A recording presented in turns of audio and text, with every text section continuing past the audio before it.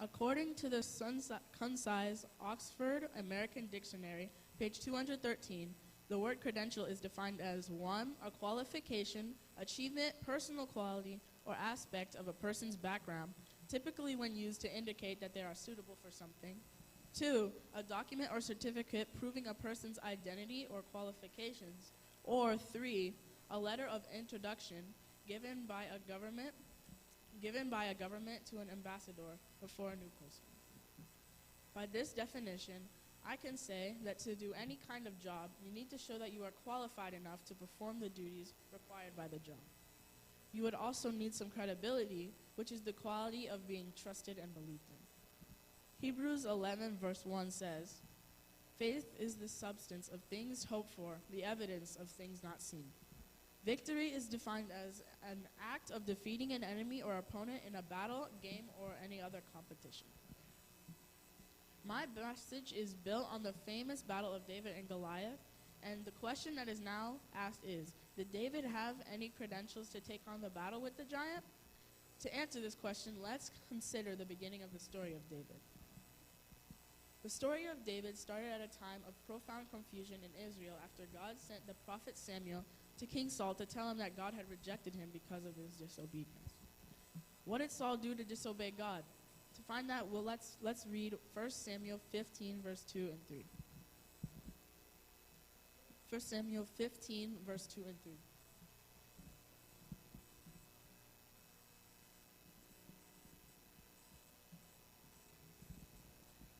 Thus saith the Lord of hosts, I remember that which Amalek did to Israel, how he laid wait for him in the way when he came up from Egypt. Now go and smite Amalek, and utterly destroy all that they have, and spare them not, but slay both man and woman, infant and suckling, ox and sheep, camel and cattle. What did God say? Destroy everything.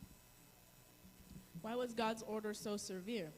Let's read Exodus 17, 8 through 14.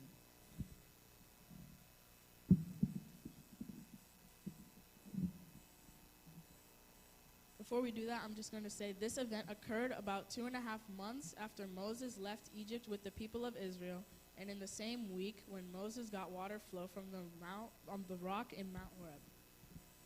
Verse 8 says, Then came Amalek and fought with Israel in Rephidim. And Moses said unto Joshua, Choose us out men, and go out, and fight with Amalek. Tomorrow I will stand on the top of the hill with the rod of God in my hand. So Joshua did as Moses had said to him, and fought with Amalek, and Moses, Aaron, and Hur went up to the top of the hill. And it came to pass, when Moses held up his hand, that Israel prevailed, and when he let down his hand, Amalek prevailed. But Moses' hands were heavy, and they took a stone and put it under him, and he sat thereon. And Aaron and Hur stayed up his hands, the one on the one side and the other on the other side. His hands were steady until the going down of the sun. And Joshua discomfited Amalek with his people and with the edge of the sword. Do you realize that the name of God was not mentioned during the whole battle? Where was God during the battle? Why was God so silent? Realize, however, that after the battle, the Lord showed up. And the Lord said unto Moses, Write this for a memorial in a book, and rehearse it in the ears of Joshua, for I will utterly put the remembrance of Amalek from under heaven. In other words, God said, I will destroy Amalek and his people for you. Question, who was Amalek? Let's read Genesis 36, 10 through 12.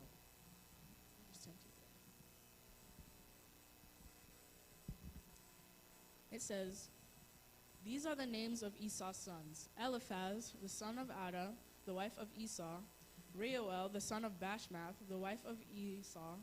The sons of Eliphaz were Teman, Omar, Epho, Gatam, and Kenaz. And Timah was concubine to Eliphaz, Esau's son, and she bare to Eliphaz Amalek. Therefore, Amalek was Esau's grandson, and of course, Jacob's grandnephew and cousin of the Israelites. What did King Saul do? He went to war with Amalek and smote the Amalekites from Havilah until the desert of Shur. 1 Samuel 15 verse 8 says, Saul took Agag, the king of the Amalekites, alive, and utterly destroyed all the people with the edge of the sword. Verse 9 says, But Saul and the people spared Agag, and the best of the sheep, and the oxen, and the fatlings, and the lambs, and all that was good, and would not utterly destroy them. But everything that was vile and refused, that they destroyed utterly. In other words, they kept everything that looked good in the eyes and destroyed the rest. If you were God, would you be happy about that? What would you do? God rejected Saul because he did not wish for his people to possess anything which belonged to the Amalekites, for his curse rested upon them and their possessions. He designed that they should have an end, and that his people should not preserve anything for themselves which he had cursed. God not only rejected Saul, but also the Spirit of the Lord departed from the king, and an evil spirit from the Lord troubled him. Let's make a review. Who was Saul? What did God ask Saul to do?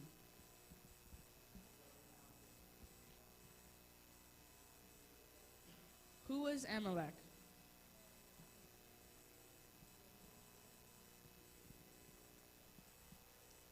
What did Amalek do?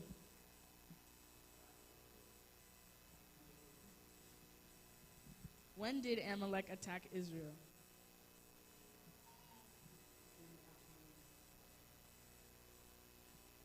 Did Saul attack Amalek? Yes, he actually did. But did Saul destroy Amalek? If you were God, would you be happy with that? The prophet Samuel got really sad about the king's situation, and he kept mourning and mourning, maybe to see if God would forgive Saul. But one day the Lord said unto Samuel, How long wilt thou mourn for Saul, seeing I have rejected him from reigning over Israel? Fill thine horn with oil and go. I will send thee to Jesse the Bethlehemite, for I have provided me a king among his sons. 1 Samuel 16 verse 2 says, And Samuel said, How can I go? If Saul hear it, he will kill me. And the Lord said, Take a heifer with thee, and say, I am come to sacrifice to the Lord. A heifer is a young female cow that has not borne a calf. Verse 3 says, And invite Jesse to the sacrifice, and I will show thee what thou shalt do, and thou shalt anoint unto me whom I name unto thee. Verse 4, And Samuel did that which the Lord spake, and came to Bethlehem. And the elders of the town trembled at his coming, and said, Comest thou peaceably? And he said, Peaceably. I am come to sacrifice unto the Lord. Sanctify yourselves, and come with me to the sacrifice. He sanctified Jesse and his sons, and called them to the sacrifice. And it came to pass, when they were come, that he looked on Eliab, and said, Surely the Lord's anointed is before him. Verse 7, But the Lord said unto Samuel, Look not on his countenance, or on the height of his stature, because I have refused him. For the Lord seeth not as man seeth, for man looketh on the outward appearance, but the Lord looketh on the heart. Then Jesse called Abinadab, and made him pass before Samuel. And he said, Neither hath the Lord chosen this. Again, Jesse made 7 of his sons pass before Samuel, and Samuel said unto thee, The Lord hath not chosen these. Are here all thy children? Said Samuel unto Jesse. Jesse replied, There remaineth yet the youngest, and behold, the keepeth of the sheep. And Samuel said unto Jesse, Send and fetch him, for we will not sit down until he come hither. In other words, the prophet said, I'm on a mission and I have to accomplish it. The minute Samuel saw David, the youngest son of Jesse, the Lord said, Arise, anoint him, for this is he. Then Samuel took the horn of oil and anointed him in the midst of his brethren, and the Spirit of the Lord came upon David from that day forward. Samuel rose up and went to Ramah. But the Spirit of the Lord departed from Saul, and an evil spirit from God had troubled him. And Saul's servants said unto him, Behold, now an evil spirit from God troubleth thee. Let our Lord now command thy servants, which are before thee, to seek a man who is a cunning or skillful player on the harp, and it shall come to pass, when the evil spirit from God is upon thee, that he shall play with his hand, and thou shalt be well. And Saul said unto his servants, Provide me now a man that can play well, and bring him unto me. Then answered one of the servants, and said, Behold, I have seen a son of Jesse the Bethlehemite, that is a cunning in playing, and a mighty valiant man, and a man of war, and a prudent in matters, and a comely person, and the Lord is with him. Hello. Guess who this man was? It was David. Wherefore Saul sent messengers unto Jesse and said, Send me David thy son, which is with the sheep. Here's a question. Did David only have a slingshot in his credentials? What did he have as credentials? What instrument did he play? He was also a mighty valiant man, a man of war, was prudent and a comely person, and the Lord was with him. He also had faith in God, did he not? Did Jesse hesitate to send his son to the king? No, he did not. He did not hesitate because he knew the values of his son and that he was prepared to face any situation. Saul sent to Jesse, saying, Let David, I pray thee, stand before me, for he hath found favor in my sight. And it came to pass, when the evil spirit from God was upon Saul, that David took a harp and played with his hand. So Saul was refreshed and was well, and the spirit departed from him. Every time the king was well, David was sent home, and he joyfully went back home to take care of his sheep. Are you there with me? Okay then, who was Saul? What did God ask him to do? Who was Amalek? What did Amalek do? When did he do it?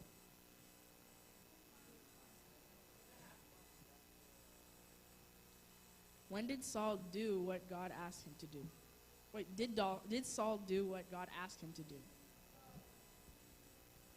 What did Saul do instead?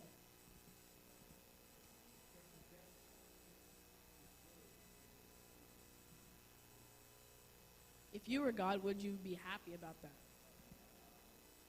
How did the prophet Samuel feel?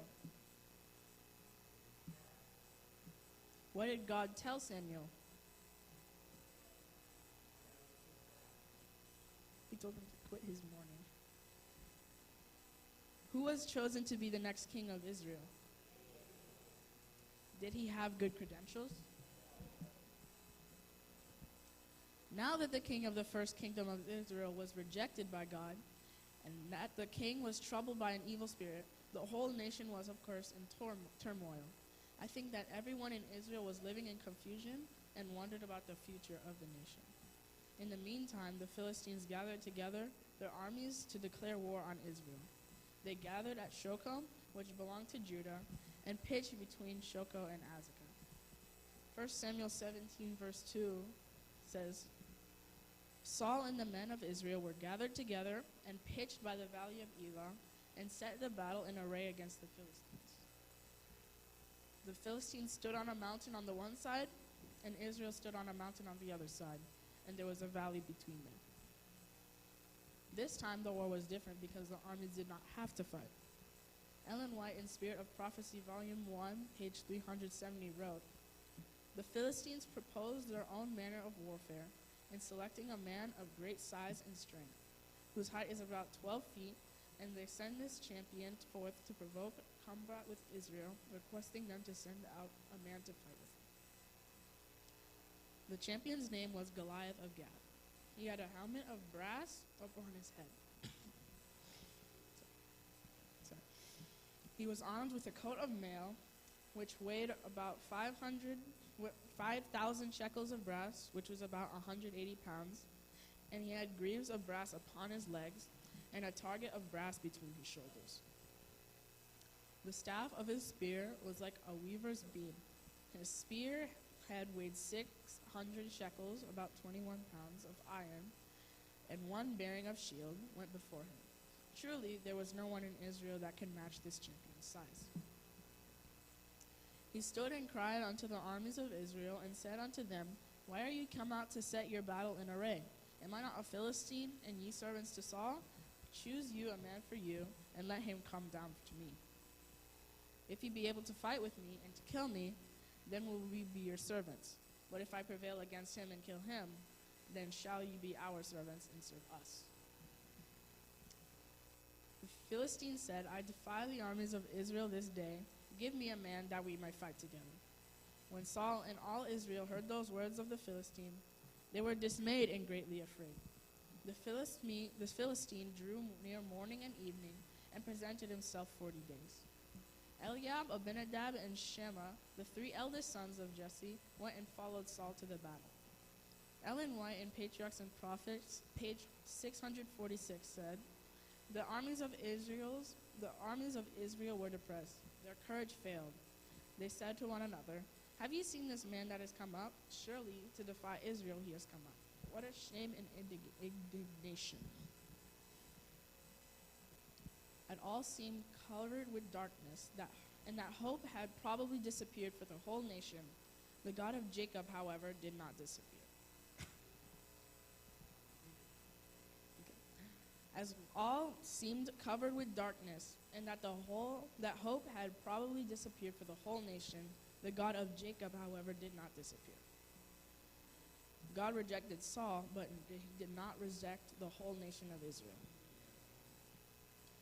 Even though it is not mentioned in the Bible, I believe that some people in Israel had cried out to God for help and waited patiently for his intervention. The armies of God were defied, but who can defy our God? I also believe that God made a special phone call to Jesse to tell him that the presence of his next king was necessary on the battlefield.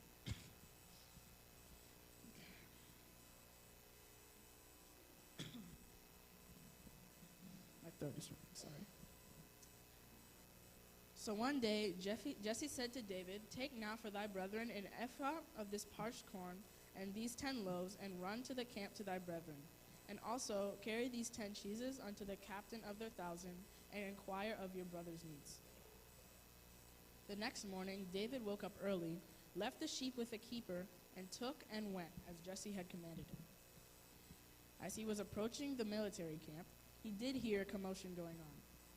Verse 22, David left what he had carried in the hand of the village keeper, ran to the army, and came and asked after the welfare of his brothers. And as he talked with them, behold, there came up the champion, the Philistine of Gath, Goliath by name, out of the armies of the Philistines, and spake according to the same words, and David heard them.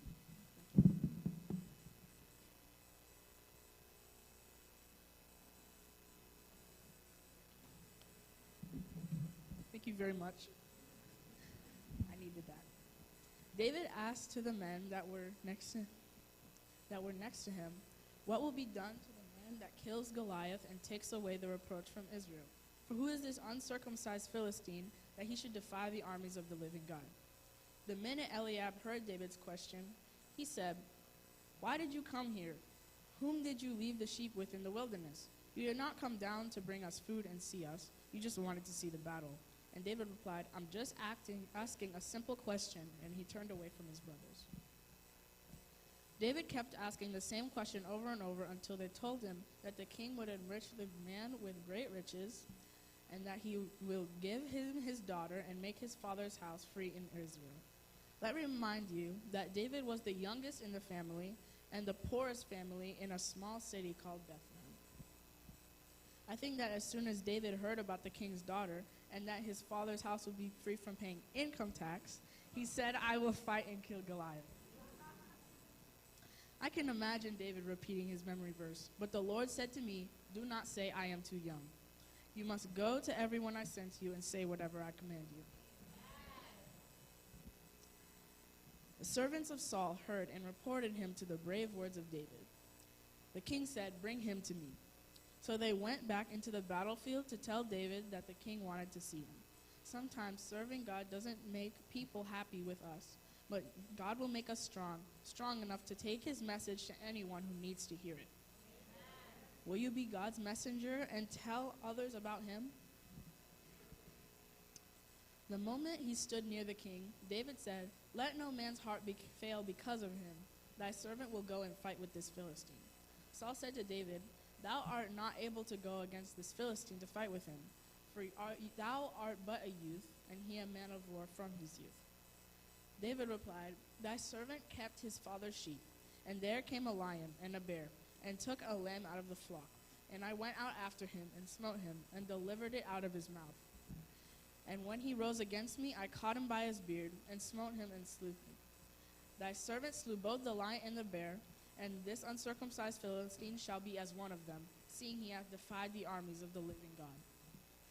David said, moreover, The Lord that delivered me out of the paw of the lion, and out of the paw of the bear, he will deliver me out of the hand of this Philistine. And Saul said unto David, Go, and the Lord be with thee. Saul armed David with his armor, put a helmet of brass upon his head. Also he armed him with a coat of mail. A coat of mail is a jacket covered with or composed of metal rings or plates served as armor. David girded his sword upon his armor, and he essayed to go, for he had not proved it. And David said unto Saul, I cannot go with these, for I have not proved them. In other words, David said, I never wore these, and I am not used to them. David took them off him. He took his staff in his hand, and chose him 5 smooth stones out of the brook, and put them in a shepherd's bag which he had, and his sling was in his hand. And he drew near the Philistine. The Philistine came on and drew about near David. When the Philistine looked about and saw David, he disdained him, for he was but a youth. And the Philistine said unto David, Am I a dog that you comest to me with sticks? He cursed David by his gods, and he said, Come to me, and I will give thy flesh unto the fowls of the air, and to the beasts of the wild. Then said David to the Philistine, Thou comest to me with the sword, and with the spear, and with the shield. But I come to thee in the name of the Lord of hosts, the God of the armies of Israel, whom thou hast defied. Today will the Lord deliver thee into mine hand, and I will smite thee, and take thine head from thee, and I will give the carcasses of the hosts unto the Philistines, unto the fowls of the air, and unto the wild beasts of the earth, that all the earth may know that there is a God in Israel. Soon after he heard these words, the Philistine hastened his steps as if he wanted to jump over David. David put his hand in his bag, and took thence a stone, and slang it, and smote the Philistine in his forehead, that the stone sunk into his forehead, and the Philistine fell upon his face to the earth. Therefore David, who did not have a sword of his own, ran and stood upon the giant, took his sword, slew him, and cut off his head therewith. When the Philistines saw their champion was dead, they all fled. But the men of Israel and Judah arose and shouted and pursued them and killed them. David took the head of the Philistine and was brought to Jerusalem, and Israel was delivered. Did David have good credentials? Did David have a solid faith in God? Did that lead him to victory? May the God of David be blessed today and forever. Amen. Are you facing a giant in your life right now? Are you being humiliated to the point where you don't know what to do? Are you stuck at an intersection and you wonder which way to take? Why don't you call God? Do not say you are too young. In Jeremiah 33, verse 3, I read, Call unto me, and I will answer thee, and show thee great and mighty things which thou knowest not. Psalm 120, verse 1 and 2 says, In my distress I cried unto the Lord, and he heard me. Deliver my soul, O Lord, from lying lips and from a deceitful tongue. Psalm 121, verse 1 and 2 says, I will lift mine eyes unto the hills, from whence cometh my help. My help cometh from the Lord, which made heaven and earth. Why wouldn't you call unto God right now? Amen. Have a happy Sabbath.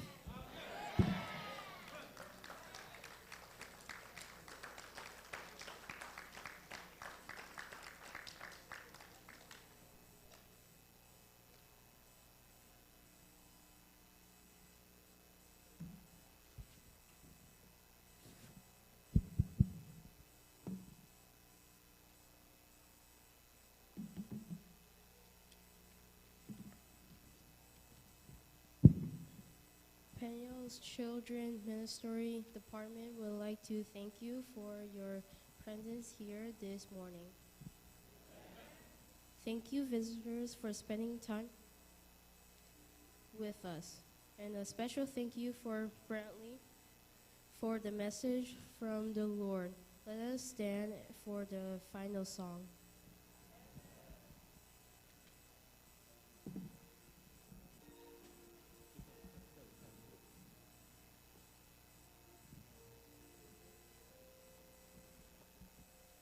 Frères et sœurs, nous chantons le numéro 346. C'est ce chant qui met fin au service.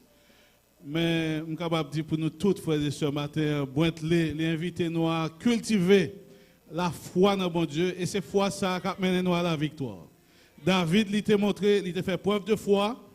Et finalement, Goliath, qui était un gros géant devant le peuple Israël, là, avec épée Goliath encore, oui, David prend les couper tête Goliath à la gloire de Dieu. Frères et sœurs, bon Dieu, la mène nous à la victoire si nous gagnons la foi dans bon Dieu. Numéro 346, on nous chante chanson à de nouveaux combats avec vie. Jésus, tu nous appelles.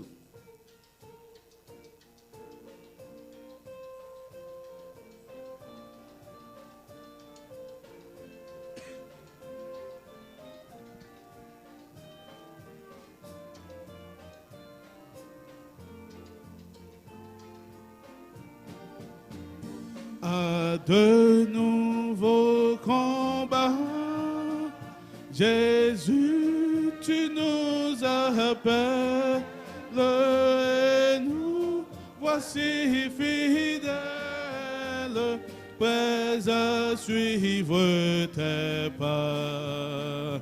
Conduis-nous au combat, nous sommes tes soldats, arme nos bras,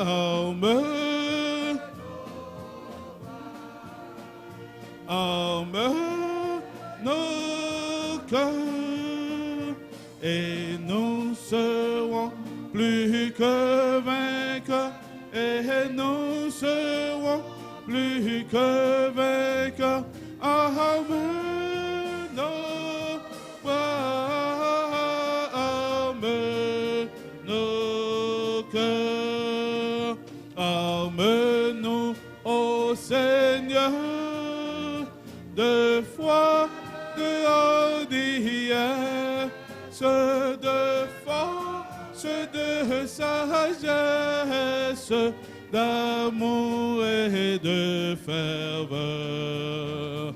Embrase-nous, Seigneur, d'une invincible arme nos bras, arme nos cœurs, et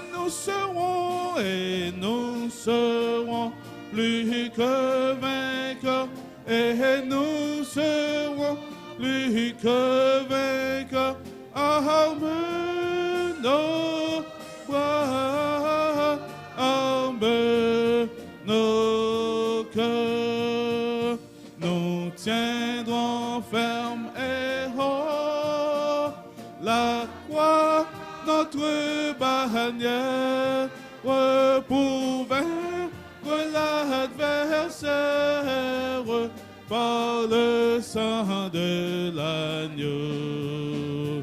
Oui, nous tiendrons bien haut ta croix, notre drapeau, arme nos bras, arme nos bras, arme nos cœurs, et nous serons plus que vainqueurs, et nous serons plus que vainqueurs, arme nos bras, arme nos cœurs, luttons, prions, souffrons, nous aurons la victoire, la couronne de gloire, un jour ceindra nos fronts.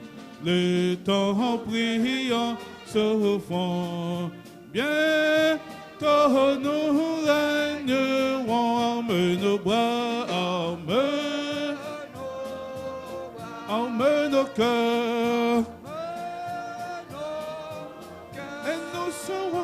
et nous serons plus que vainqueurs, et nous serons plus que vainqueurs. Arme nos bras, arme nos cœurs.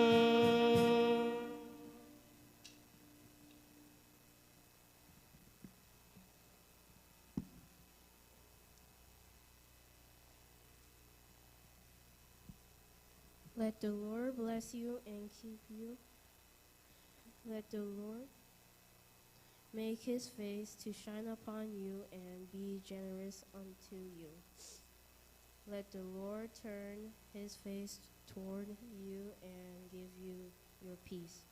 And happy Sabbath.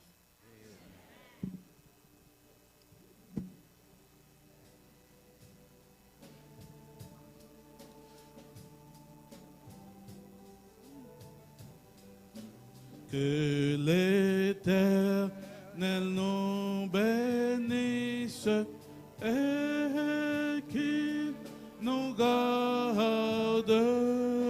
Que l'Éternel fasse luire face sur nous et qu'il nous accorde sa grâce. Et qu'il nous accorde sa grâce, que l'Éternel tourne sa face vers nous et nous donne la paix, que l'Éternel tourne sa face vers nous et nous donne la paix.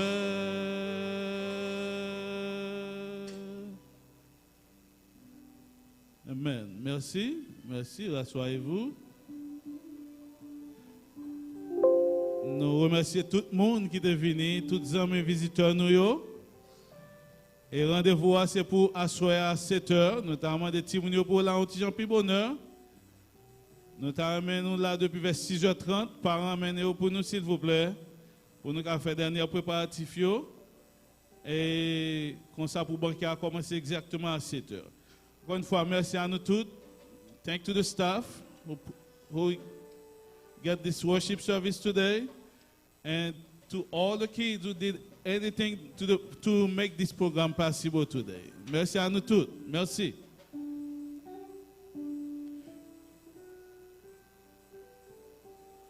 Et sabbat prochain, frères et sœurs, nous avons